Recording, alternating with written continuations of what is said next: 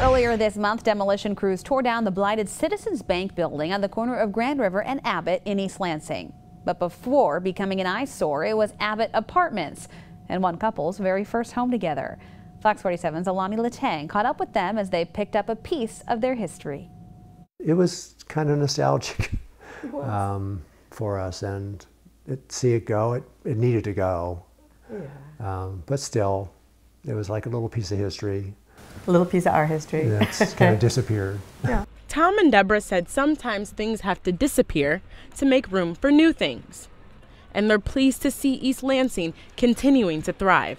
Yeah, there's always going to be a painful transition. Yes, you have to accept how things, ebb and flow. Yeah. But I think it's headed in the right direction. The Tomlinsons moved around a lot.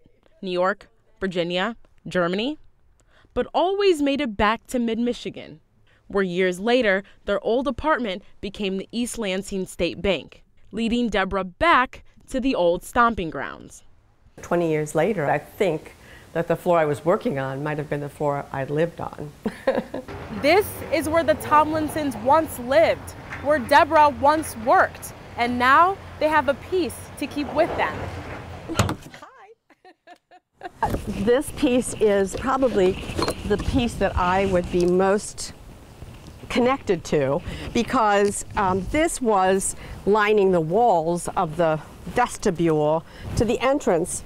This chunk of wall was something that Deborah used to see daily, and it brought back memories, some more interesting than others. And yes, I do remember that. Yeah. I remember the walls quite well.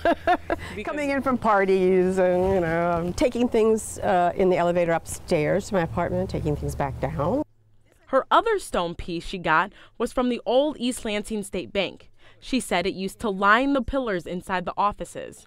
And as for what she might do with her pieces, Polish it up, shine it up, put it on a nice piece of wood and put a plaque on it. Sure.